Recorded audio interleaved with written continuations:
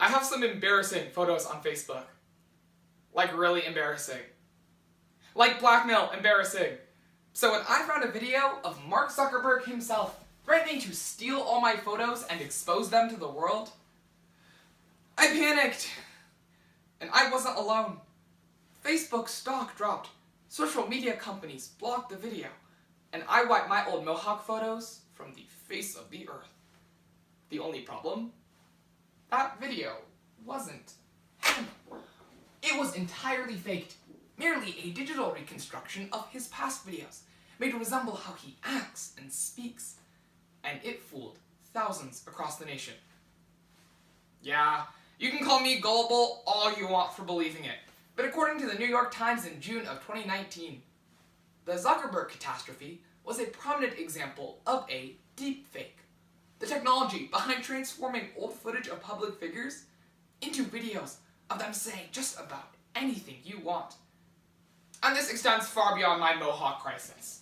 From funny personal videos to SNL celebrity impressions to dangerous personal and political attacks. And while they might not fool you yet, Jeffrey McGregor, CEO of TruePic, predicts we'll see visually undetectable deepfakes in less than 12 months. He said that in July. So it's time we start talking about a powerful tool that takes the words right out of your mouth. Literally. So first, let's take a look at how deepfakes are made. Next, we'll understand their applications, before finally examining some deep implications. Behind a technology that a Guardian article in November of 2018 nicknames, "Where Truth Goes to Die." Alright, maybe I should have known that Mark's video was faked. But then again, he invades my privacy more than my parents do. And they're Arab. Just like Mark needs a lesson in basic security protocol, let's take a crash course in how deepfakes are made. Let's say I wanted to make a deepfake of Zuckerberg himself. The first thing I'll need to do is get the audio. I can start with a clip of him speaking to the camera at a live company announcement. Because according to researchers at Stanford University, you need a video of someone speaking to make a video of someone speaking. Thanks, Stanford. All I need is one soundbite, just long enough for him to say all the 44 phonemes, the most basic sounds that make up the English language, like "ba" or "ka," and it happens a lot quicker than you'd think. Like even the totally ordinary sentence, "His dinosaur licked the zesty crab," has all the phonemes necessary to be rearranged into "Ted Cruz's Zodiac Killer." Knew it.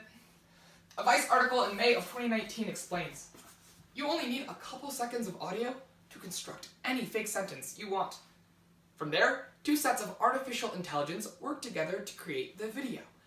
A generator tries to create the most realistic fake video possible, and a discriminator tries to identify if that video is fake or not. This creates a feedback loop. The generator is constantly improving to try to fool the discriminator, and the discriminator is improving to ensure it can't be fooled. Together, these two will quite literally face off to make a video of Mark's face that syncs perfectly with the aforementioned audio. And there you have it, a video of Zuckerberg that's hauntingly similar to the original, saying and doing just about anything you desire. But not all deepfakes are Zuckerberg edits. Like, take this face swap of Jennifer Lawrence and Steve Buscemi. Yikes, the Hunger Games really hit J-Lo hard. Just as these videos are used to create nightmare fuel, let's understand the applications of deepfakes, both negative and positive. First, in the wrong hands, this silly tool transforms into a dangerous political weapon. Take Nancy Pelosi's White House address, for example. According to the Washington Post in May of 2019, a political deepfake slurred her words, making her sound and appear drunk in front of millions. And the scary thing is, people believed it. Trump even retweeted the video, inciting a surge of backlash over something that never even happened. And it's not a partisan issue either. An Economist article in May of 2018 highlights a political deepfake of Trump, in which he said, "Dear Belgium, I had the balls to pull out of the Paris Climate Accord, and so should you." Although it was meant to be a crude practical joke, the video sparked a storm of controversy. No matter the way you look at it, deepfakes have the ability to cause serious political damage. With deepfakes, any celebrity is the newest target. But don't lose all faith in humanity quite yet, because not all deepfakes are terrible weapons. In fact, they're being used to restore the voice of those who otherwise have none. The Carnegie Endowment for International Peace highlights a developing company, Lyrebird, that uses deepfake technology to help those and their families affected by ALS, or Lou Gehrig's disease. Their initiative, Project Revoice, takes past audio and video of patients who have lost their voice to this illness. From there, these patients can type in what they want to say, and the technology generates videos of them speaking to the outside world.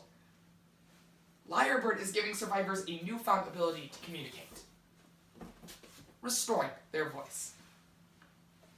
After the Zuckerberg fiasco, companies rushed to take the video down. Twitter deleted it, Instagram blocked it, and MySpace... Interestingly enough, however, Facebook refused to take the video down. With such major consequences at stake, let's delve deep into the implications of deepfakes. First, deepfakes are putting an end to our trust in media. According to the Council on Foreign Relations, as deepfakes become indistinguishable from real videos, it's in our nature to fall back on what's easiest, not trusting any media at all. The Financial Times in October of 2018 emphasizes, we've seen it happen to text with fake news. We've seen it happen to images with Photoshop. Now, we're seeing it happen to videos with deepfakes. And frankly, we're not doing much about it. Because as digital forensics professor at UC Berkeley Henry Farid points out, there are 100 researchers creating deepfake technology for every one creating technology to detect them. That's like the ratio of ice to drink in my venti guava white tea lemonade. Way too high. The Council on Foreign Relations puts it best. The cry of fake news will soon become the shout of deepfake news. And the attacks don't end at political campaigns. They're targeting women's bodies. You know that J-Law video I showed earlier?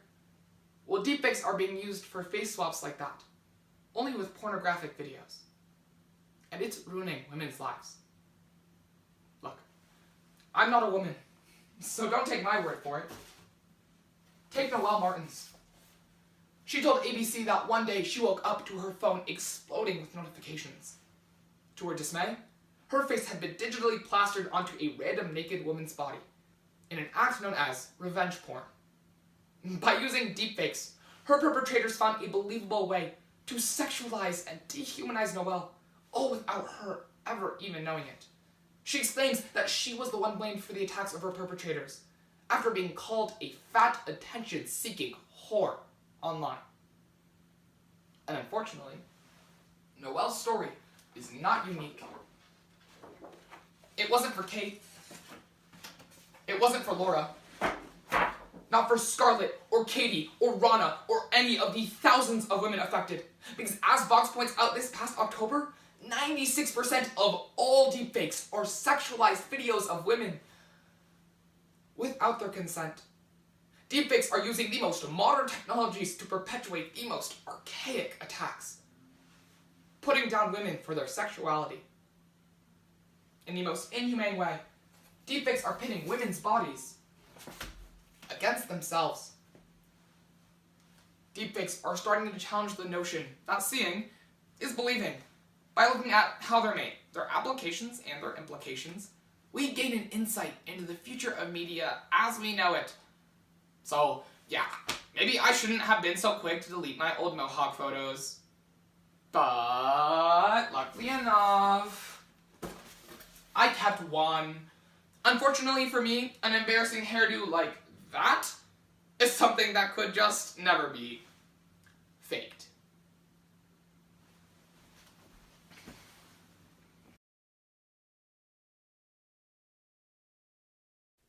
I remember telling my mom in the 2nd grade that I was no longer a virgin because I had my first kiss.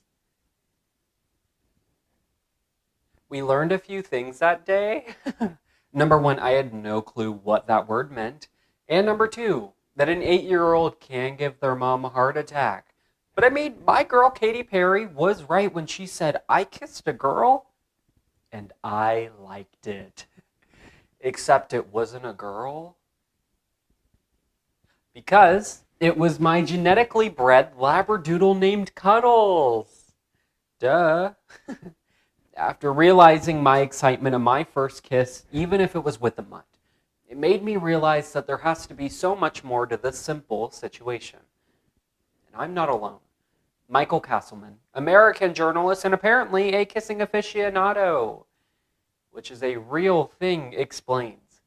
Kissing is a mystery. It's not clear why we do it, but what we do know is that it works. It allows us to communicate through attachment. And currently, out of the 8.7 million known species, humans are the only known to kiss passionately. So today, let's learn about kissing by first practicing our kissing. Culture, by learning more about its psychology and historical background, before seeing its medical and cultural applications and societal implications. So, as a kissing expert, which is a name granted to very few, very select virgins, I wanted to know why we kiss through the mouth-to-mouth contact and not through other expressive behaviors. Like, did cavemen just look at each other's lips and then go for it? Or did they try other things, like rubbing necks? While my search history was ambiguous, its information is valid. Neil Burton, Oxford psychiatrist and philosopher, explains that our modern kissing practice can actually stem from some instinctual behaviors. From first, being a trait used by early primates as a form of reproductive communication that was then passed down to modern-day humans through a common ancestor, to being referred to and known as a trait called kiss feeding, where ancient Egyptian mothers would regurgitate food and then pass it on to their youth orally. Kind of like how the birds do it. What had originally started as a psychological need was soon formed into as a psychological want, believed to have created our modern prototype of the kiss. So next time you say your mom's always up your butt, just remember, at least she's not down your... Never mind. However, the Psychology Today article where the history of kissing comes from actually puts this mystery to rest with 3 simple words. We don't know. So thus it's best we stick to what we do know. Which brings us to our kissing psychology. According to my textbook, literally, Gray's 2020 Atlas of Anatomy simplifies. It makes sense why we would want to kiss with our lips, because they are some of the skin's most nerve-rich skins in the body. All skin is made up of the same 3 types of layers: the stratum corneum, the dermis, and the epidermis. However, the stratum corneum in our lips is far thinner than any other skin in our body. And due to these lambian skins being so thin, the body's somatic sensory cortex can easily send signals to the brain's pleasure and reward system. So, I don't know. Say you were to kiss someone, this interaction would release a spectrum of neurotransmitters and hormones, sending multiple chemical reactions to the brain, such as a rush of dopamine, increasing physical drive, epinephrine, causing your heart to beat faster, and, of course, endorphins, bringing a sense of pleasure and enjoyment, making it clear that the kiss is a form of communication on the biochemical level. So, while telling the other kids in my class that I had my first kiss with a dog did not benefit my street cred, and actually led to PETA taking away my dog ownership license, it does surprisingly have some impeccable health benefits. According to Valerie Reese, journalist of Columbia University and author of the article Kissing Benefits, she explains that the kiss can be so many things, but can even act as a heart-healthy micro-workout. Through the simple transaction, a kiss can decrease blood pressure, fight cavities, lower your risk for illness, and has even led to medical clinics encouraging this practice daily, as long as both participants are healthy from transmittable disease.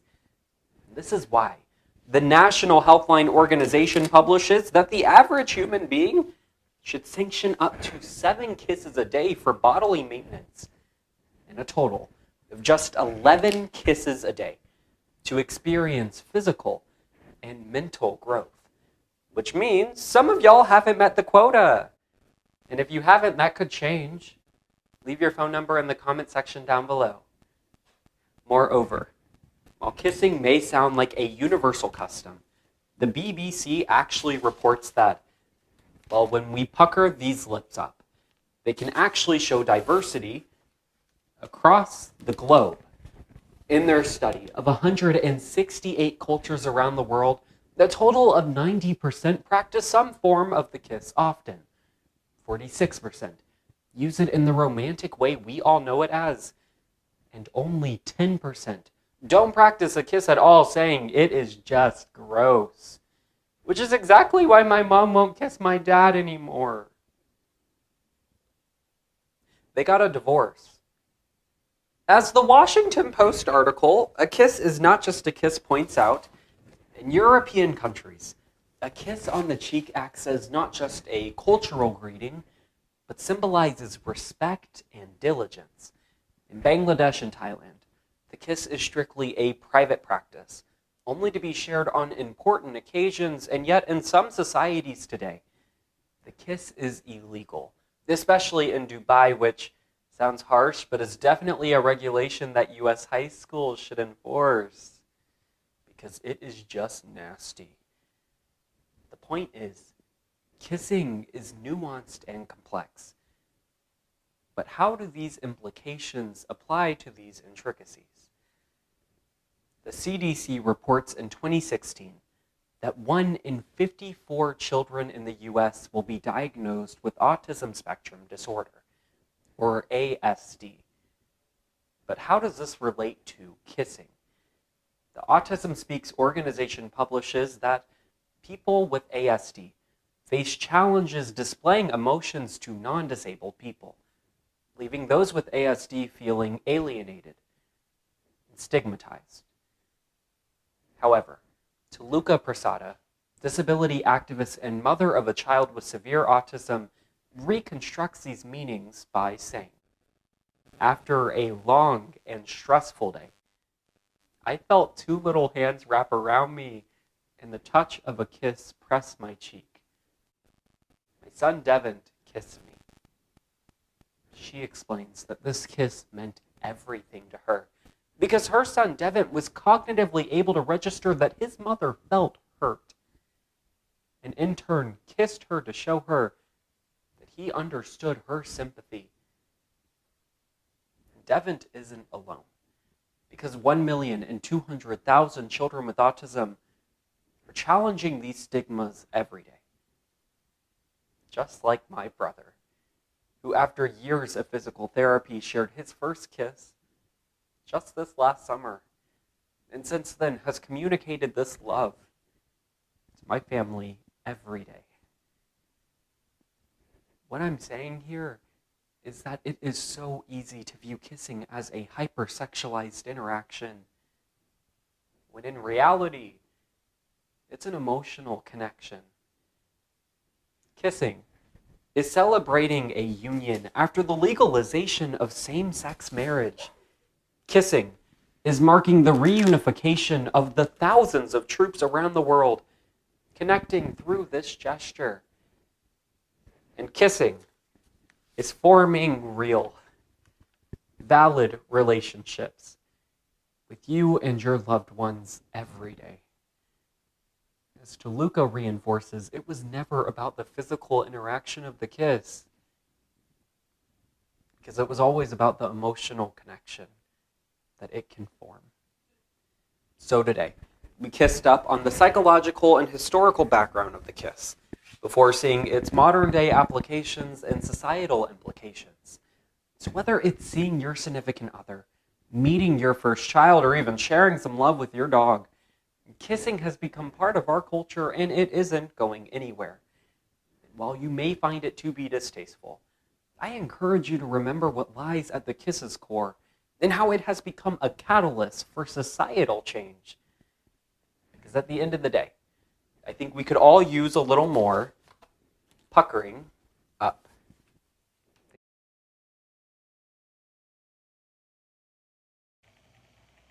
I participate in small rebellions with my microwave. Just makes me feel powerful.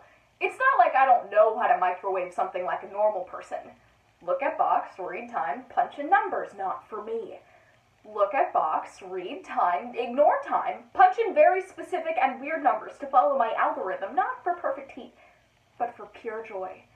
Lean Cuisine tells me to put in that icy slab of lasagna for 4 to 5 minutes. 4:42. Ramen 309, fish sticks 218, popcorn doesn't matter, still burn it. And I get it. I could easily enter the numbers I'm supposed to. But what's the thrill in that?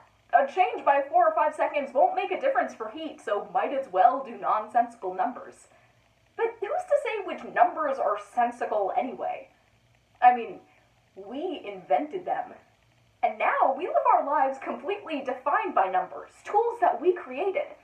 As anthropologist Caleb Everett puts it, numbers are this really simple invention. These words which reify concepts are a cognitive tool, but it's amazing to think about what they enable as a species. Without them, we seem to struggle differentiating 7 from 8. With them, we can send someone to the moon. Think about it. Counting is one of the first things we learn how to do in school. But do we really get why we use numbers the way we do? Or do we only accept them because there's no other means to tell time, text, or buy a microwave? So today, let's talk numbers. We will, 1, learn about what exactly they are, 2, the way they pervade our lives at every scale, and 7, how to count. Look, this isn't a math speech. I'm not a math person, you're not a math person, and math isn't a person. So the first thing it's important to understand here is that numbers, much like my fear of trench coats, are man-made. Really, people invented numbers the same way we invented anything else, by seeing a need and fixing it. In this case, the fact that there were patterns in nature we just didn't have a way of labeling. With or without humans, amounts would still exist. Octopi would still have 8 legs, there would still be 4 seasons, and I would still try to give myself bangs every 3 weeks. Basically, quantity is the existence of amount, so it's natural. Numbers are the labels for those amounts, and they're human inventions. But we can also do something a lot more interesting than count what's in front of us. We can name what isn't. The invention of 0 as a concept didn't coincide with the development of other numbers. In fact, having first appeared in the Bakhshali manuscript around 400 AD, the delay was centuries. But as Andreas Nieder, cognitive neuroscientist at the University of Tübingen puts it, in human history, 0 was a total game changer, equivalent to us learning language. Without this number, there's nothing to keep 1,000,000 from being 1, or 203 from being 23. We as a species are not born with an innate understanding of nothingness. Yet the invention of this number has enabled basically every other mathematical idea to form. So I guess I was right as a really sad 8th grader. Nothing actually matters. So we made numbers, but why the way we did? The basic answer is convenience. Take base 10, our decimal system. We use it for percent, scientific notation, and the metric system, not because 10 itself is easier to work with, but because it's an inherently tangible concept. We have 10 fingers. But ours isn't the only anatomically based number system. Tzotzil, a Mayan language spoken in Mexico, uses base 20, counting on both fingers and toes.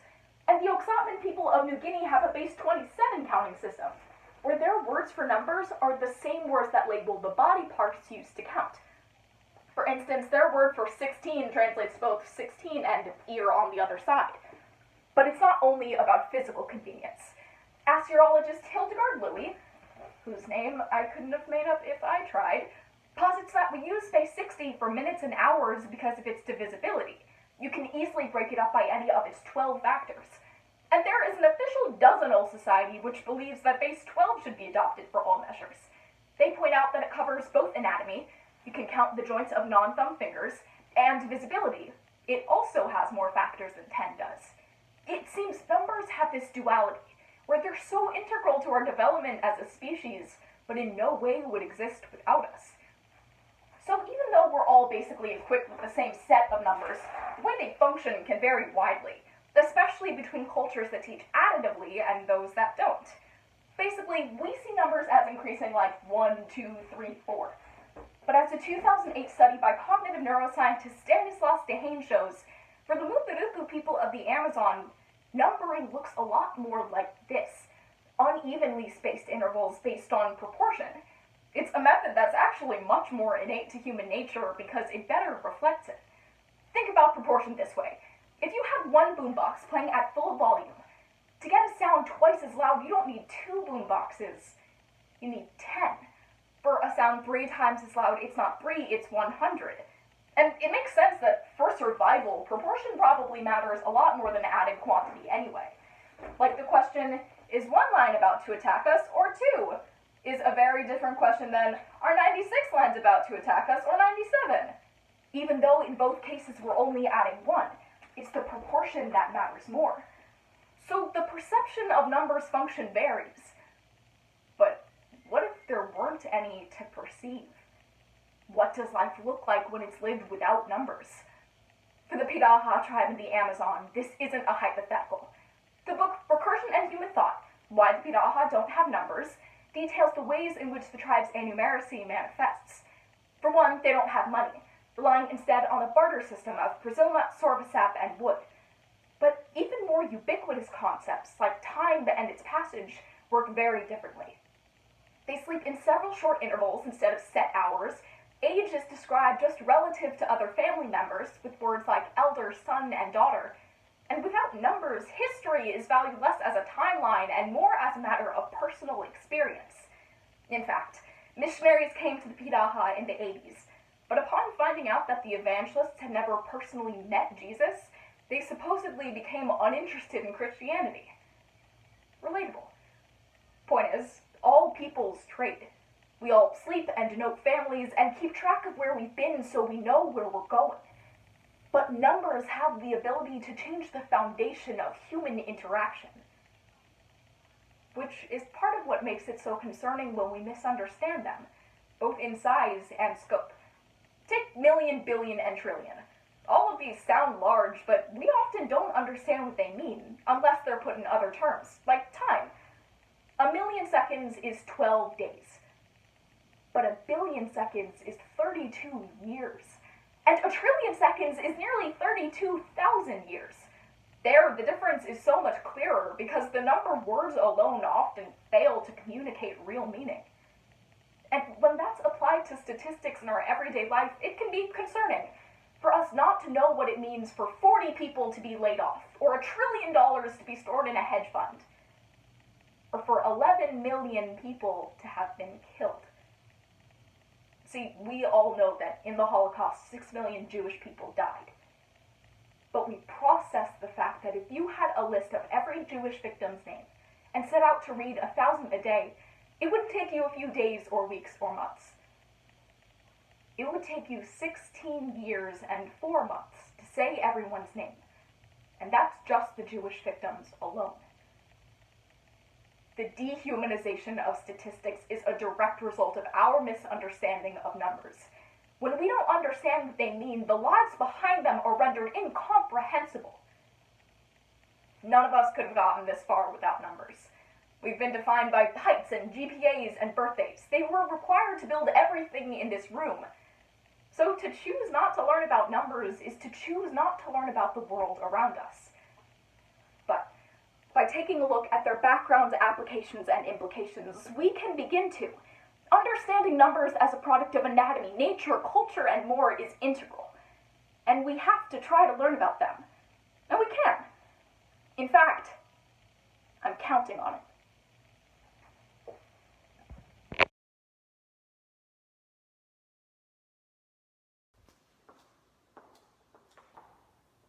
I am a ruthless beast at Scrabble, and one night the table was set for a very intense battle. My aunt, Ana Margarita González Celis Sandoval Perilla Puerto, placed the word Quetzas, referring to a large Central and South American bird. 26 points for my aunt, Ana Margarita González Celis Sandoval Perilla Puerto. but I was unshaken. So I placed the word Latinx. Uproar erupted, chanclas flew, tortillas dropped. My grandmother wailed, "That's not a real word." My mom groaned, "Don't you mean Latino?" And we were all kind of right. A 2016 Huffington Post article reveals that the word Latinx does not refer to being excommunicated from the Latin community or an SAT question begging for diversity.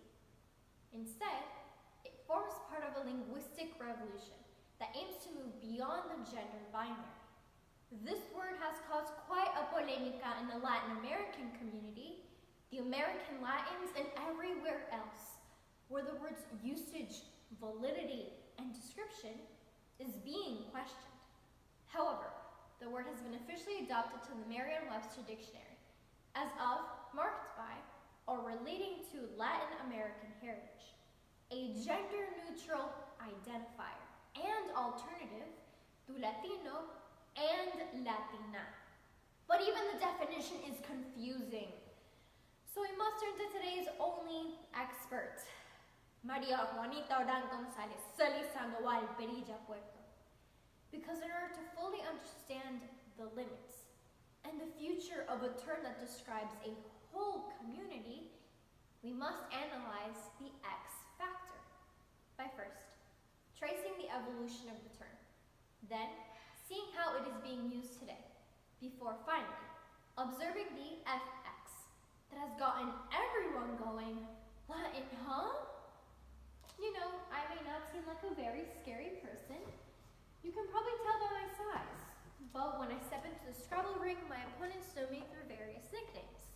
It'll begin with Lady of the Letters, to Mad Dog Maria, to now and my personal favorite, Diablo Duran. I like it because you could see my evolution from living room legend to Buffy the Senior Citizen in Public Park Slayer. Similarly, the evolution from Hispanic to Latinx has been an evolution of the survival of the fittest. Hispanic was the first way to describe the Latin American population in the United States. Ramon Gutierrez, in his essay, What's in a Name, clarifies that although the term first appeared in an 1850 San Francisco newspaper as Hispano-Americanos to describe the growing Latin American population in California, the term was officially introduced in the 1970 census under the Nixon administration, referring to the ethnicity. However, pushback for the term did not take long.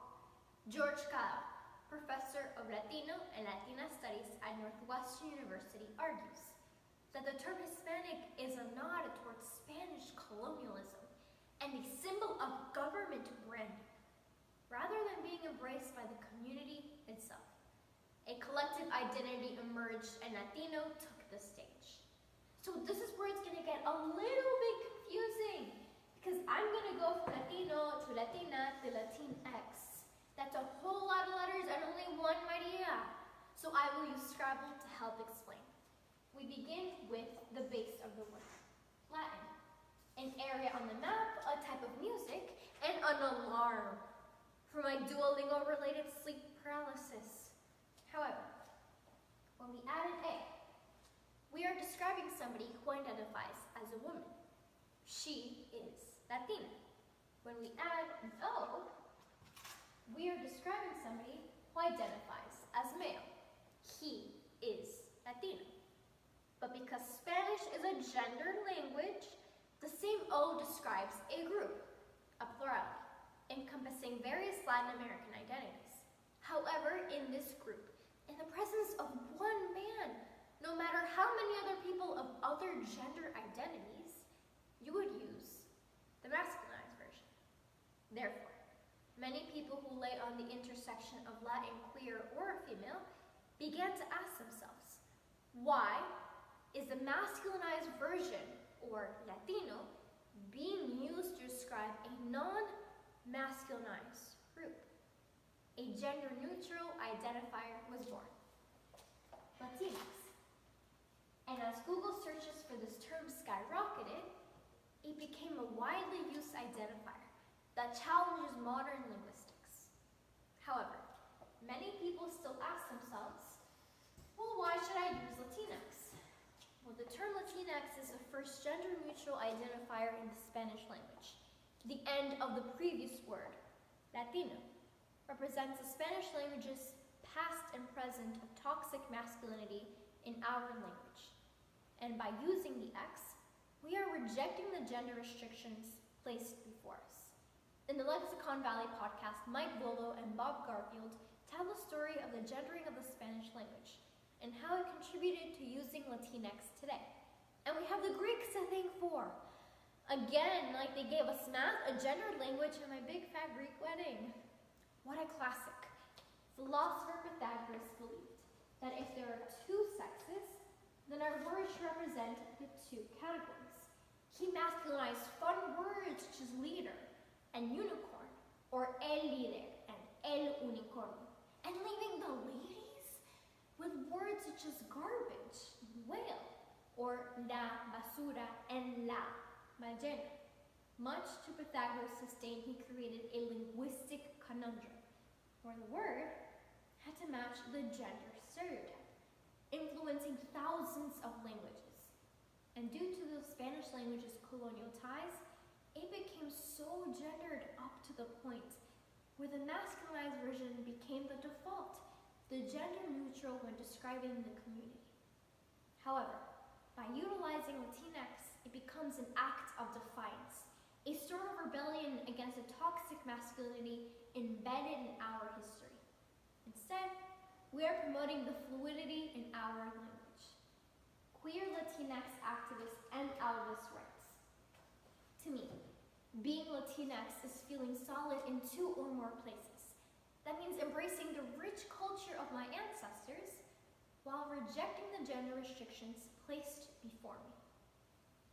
The term Latinx acts like Scrabble pieces, connecting various amounts of identities, countries, and people. Although the term is seemingly inclusive, it is actually made to be exclusive. Those in Latin America who do not speak English are often denied the privilege from referring to themselves as Latinx. The Phoenix, college newspaper for Swarthmore College, explains why. By replacing A's and O's with X's, the term Latinx is rendered incomprehensible to any Spanish speaker without some background in English. In the United States, learning a foreign language is so common, it's become a collegiate requirement. However, Latin America tells a different story. Learning English in school can only be accessed through private, expensive education. For example, private K-12 tuition ranges from $3,000 in Mexico to $51,620 per year in Peru. Consequently, creating a continental clash regarding the word Latinx between those who can afford the luxury of a language acquisition and those who cannot. However, Dr. Lourdes Torres, professor of Latino Studies at DePaul University, explains that this clash isn't a bad thing, because instead, it sparks a discourse about the communities that we are and are not including in our conversations. This is what a 2018 New York Times article coins the value of X. But this isn't algebra. Even if we do not fully understand the term, it is about the importance of including those who have less visibility in our conversations.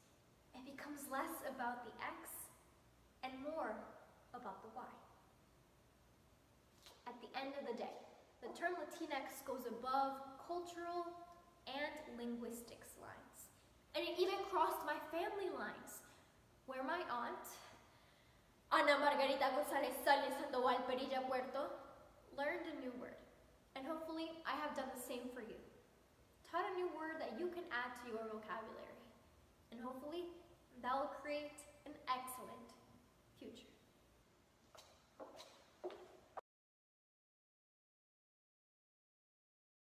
My middle school health class consisted of a few key lessons.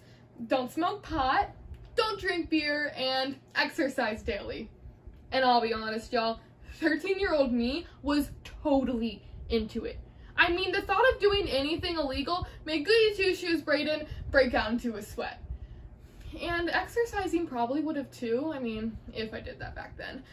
But the most anticipated time of the year was when girls and boys would split up to learn about sex. I even found a PowerPoint slide from my middle school presentation. Yikes. And while many of my classmates trusted the adults in charge, I was outraged. I mean, my mom had taught me more in 20 minutes than my teacher had taught me in 2 full weeks. And my school wasn't the only one failing to educate their students. The National State Legislature explains that 35 states permit only abstinence education. But what's even more surprising is that in our country, only 25 states require sex ed at all. And of these states, only 10 require that medically correct information is taught. Teenagers across the country are being underinformed about how to protect their bodies and make healthy choices. Which is why today, I will be teaching all of you comprehensive sex education, as defined by the National Guidelines Task Force. Now, as you can see, this curriculum is all-inclusive and designed to be taught over 12 years, so this will be a quickie. We will first learn how to set boundaries with consent, then undress with some sexuality and inclusion, and finally wrap it up with some contraception and implications. Teenagers grow up to be the adults that define sex culture, and it's up to us to have this conversation to make it positive. So I really don't like being touched. Like, I don't know about y'all, but I hate having to awkwardly hug my relatives at family gatherings. Like, you know what I'm talking about. And for the longest time, I thought I was rude for not wanting to show my affection through physical touch. If I had known of concepts such as consent, I would have been more comfortable defining boundaries with the people I loved. So let's learn what consent is and why it's so important. The State University of New York defines affirmative consent as a voluntary, knowing, and mutual decision among all individuals to practice physical contact. Now, physical contact does not just mean sex. It includes things as simple as hugging or holding hands. Anything with physical contact. Now, consent creates clear permission regarding willingness to engage in the activity, and consent can be revoked at any time. It is incredibly important that you understand the rights to your bodies, even in situations as simple as this. Because just last year, states such as North Carolina ruled that consent could not be revoked once the Sex Act began. The fact that a state ignores revoked consent highlights the urgent need for us to normalize these conversations to further prevent such victim-blaming legislation. The 2016 Furman Humanities Review explains that a lack of sex ed in our country is why many teenagers turn to other methods of education, such as pornography, which we all know hardly, if ever, mentions consent.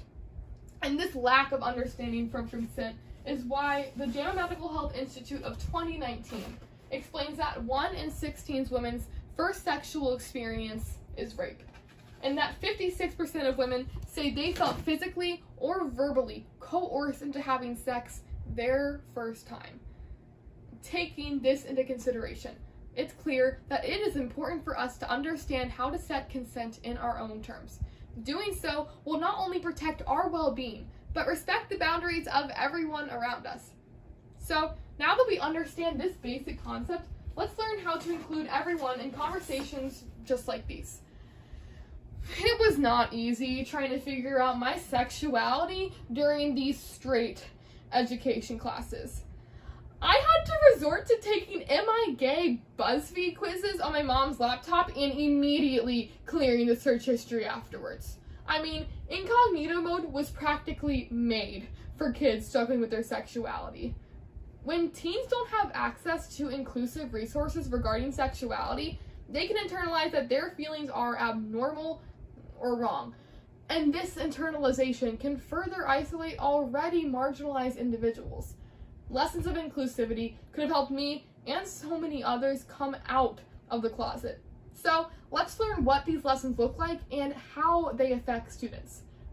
When comprehensive sex ed is taught over many years, young children are taught lessons of acceptance and respect before they can experience possible biases. For example, a lesson in a classroom might look like a teacher explaining and validating the ways that all different types of families look to normalize the topic of sexuality. But regardless if you had sex ed or not, it's important for us to understand that it's never too late to learn how to create an inclusive environment. The Journal of Sexual Medicine explains that individuals who are transgender and non-binary are often left out of conversations of sexual health. But a simple way to open up the conversation is to acknowledge and validate the experiences of these individuals. UC Davis in 2017 suggests that you introduce yourself using your pronouns. For example, hi, my name's Braden and I use she, her, and hers pronouns. How about you? It's as easy as that. And the university notes that using your pronouns creates a safe and inclusive environment built on the base level of respect. The 2016 Center for American Progress explains that this positive discussion of LGBTQ+ issues and peoples creates safer school environments for every single student, but overall decreases the negative educational, mental, and physical harms that LGBTQ+ students disproportionately face. We can see that education is inclusive in a productive environment. So, with this knowledge under our belts, let's dig a little deeper into some contraception. So, I'm from Texas, and as many of y'all know, Texans take a lot of pride in their state's accomplishments. So I want to share with you guys that last year, I found out that Texas ranks 4th in the nation for teen pregnancy. Yay, Texas! And honestly, I was not that surprised when I learned this because the only form of contraception I was ever taught was abstinence. But regardless, we all deserve the education to make smart and healthy choices. So let me give a piece of that to you today.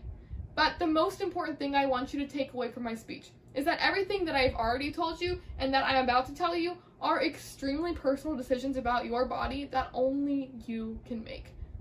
It is true that a young person should talk to a trusted adult like a doctor who can help them decide which form of contraception is right for them. It is also technically true that abstinence is the most successful way to never get pregnant, but contrary to what most of us were taught, sex is a normal part of the human experience, and there is nothing wrong with not wanting to have it, or having it. Even if an individual does not want to have sex now, they might want to later. And that's why it's important for us to have these conversations. So, there are two forms of contraception: over-the-counter and prescription. Over-the-counter includes things like condoms, which are available for purchase at any grocery or convenience store, but can also be found for free at your college health center or a nurse's office.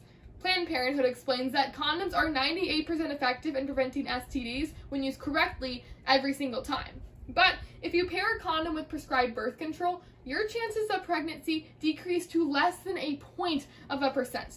Prescribed birth control includes things like birth control pills, the IUD, the ring, the patch, and an abundance of other options.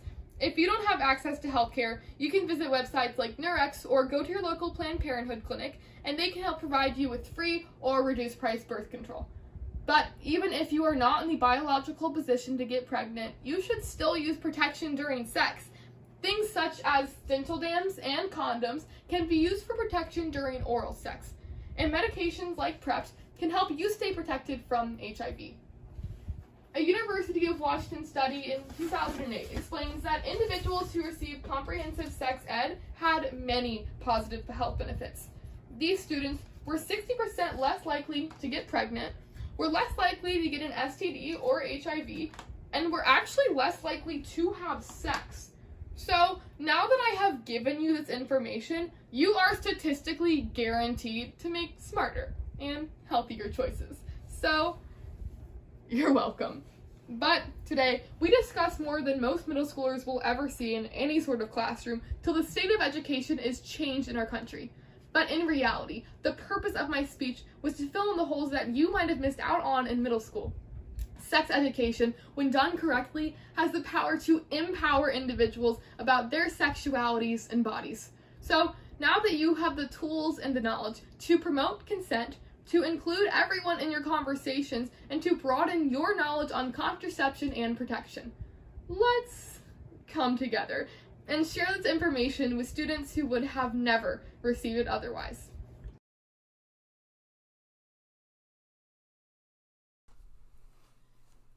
So I checked WebMD and it turns out I've been dead for 37 years. Boo. See, it all started with a stress headache, a body temp slightly above normal, and a quick search on your favorite online health service. I typed how I was feeling into the symptoms checker, and my suggested condition included herpes with a side of cancer and a dash of hepatitis. Don't worry though, guac is extra. Did I mention that I have an 84% chance of being 65 months pregnant? I mean, damn grandma, I know Jesus loves me, but he doesn't have to love me that much. But when I told my mom about my prognosis, she added one more symptom to my list. I'm black. And after that, my diagnosis got a whole lot simpler. I had acute racism poisoning. And as crazy as it may sound, racism can be just as bad, if not worse than any disease WebMD could have come up with. All of us acknowledge that racism exists. And if you don't, this is going to be a long 10 minutes. And as a result, we have tried to tackle it with social and economic policy. But here's the plot twist. Racism still exists today. However, Milwaukee County has a different idea. The county recently declared racism a public health crisis, meaning they're going to treat it like any other disease or pandemic. And maybe they were onto something, because after surveys, studies, and a whole lot of science, Professor David Williams at the Harvard School of Public Health explains that racism is a stressful life experience that can have negative impacts on health. And as Professor Williams so eloquently put it, all of this discrimination can literally be deadly. So if you're like me and you don't like people dying, it's time to explore racism as a public health crisis by first seeing how it manifests in the body, then how scientists came to the determination that it is a public health crisis, before finally looking at some implications. Because solving racism could be just a way. See, you thought that was a joke. No. That was herpetitis cancer. Now, the health disparities between black and white Americans has long been debated by anthropologists, sociologists, epidemiologists, and even yo mamaologists. But in order for us to truly understand how they've derived this from this, we have to start inside. Dr. Arlene Geronimo at the University of Michigan was the first to introduce the idea of weathering, or the deterioration of health as a result of consistent exposure to systematic racism. Dr. Geronimo explains that weathering causes DNA methylation, which is an epigenetic mechanism that occurs by the addition of a methyl group. But I don't get that. You don't get that. And somehow it's racist? Okay. We all know that DNA is the little figure eight inside your body that makes you, you. Your DNA is a set of instructions that code for proteins that go on to do super cool stuff, like make sure your jewel doesn't kill you. But in order to save your life, a super special wannabe starting something protein has to attach itself to the DNA. However, during a racist encounter, a super special wannabe stopping something methyl group blocks the protein from getting to work. So when you hear DNA methylation, think your DNA is left on red. No proteins are made, and it leads to what Dr. Geronimo calls a general health vulnerability. In fact, according to Dr. Amani Nurajeter at the University of California, Berkeley, because of DNA methylation, an average person of color in America will be more susceptible to amputations as a complication of diabetes, kidney failure, lung disease and asthma, heart disease, and depression, just to name a few. In fact, it's so interesting, they even made another study about it, the Intergen study. researchers at Yale and Emory University found a direct link between substantially methylated DNA and racist encounters, like being unfairly fired, denied a loan, or stopped by the police. But what exactly makes a public health crisis? And does racism meet these criteria? The short answer is yes. But I like my answers tall, dark, and handsome, so let's keep going. According to Doc McStuffins and the World Health Organization, for something to be a public health crisis, it must first be a pandemic or epidemic disease, and second, pose a substantial risk to a significant number of people. But Genesis, racism isn't a disease, and it only affects my one black friend.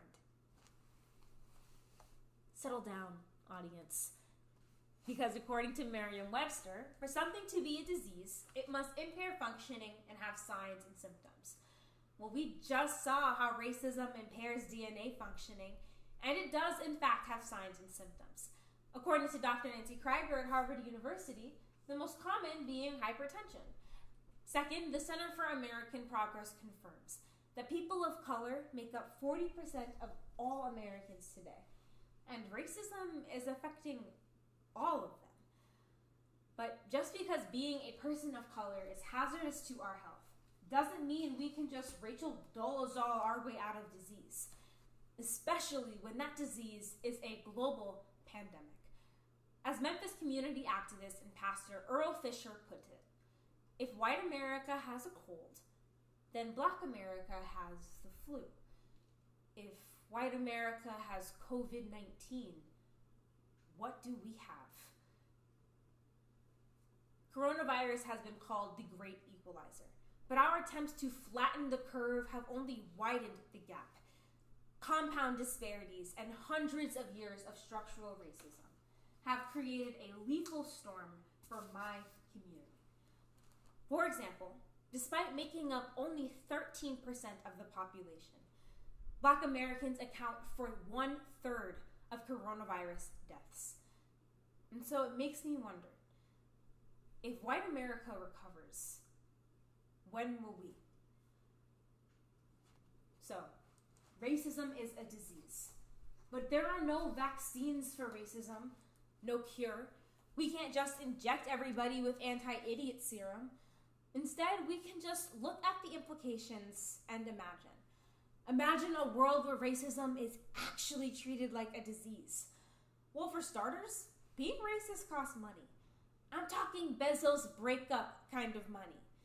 According to the Harvard Business Review, we spend over $265 billion on illness-related lost productivity, excess healthcare expenditures, and premature deaths, all related to racism.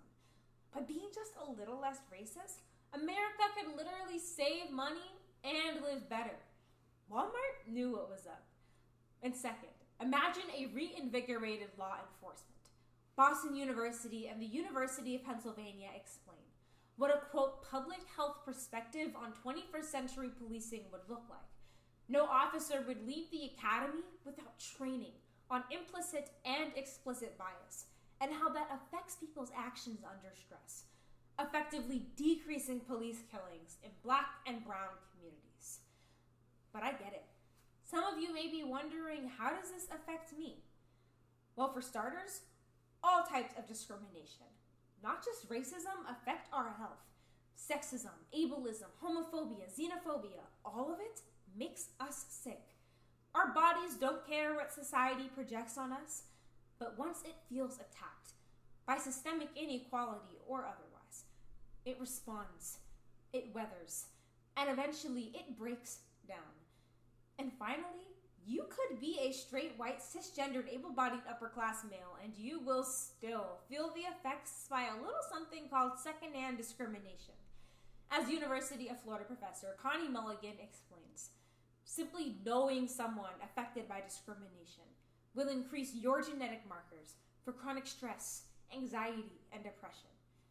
Just like secondhand smoke, secondhand discrimination is worsening our health. So, like any disease, racism will continue to evolve with us, and there is still so much left to unpack. But what we do know is that no matter who you are, your health is being compromised. Do with that information what you will, but at least now you're informed. If you want to keep being racist, that's up to you. I'm here for a good time, and as studies have shown, not a long time.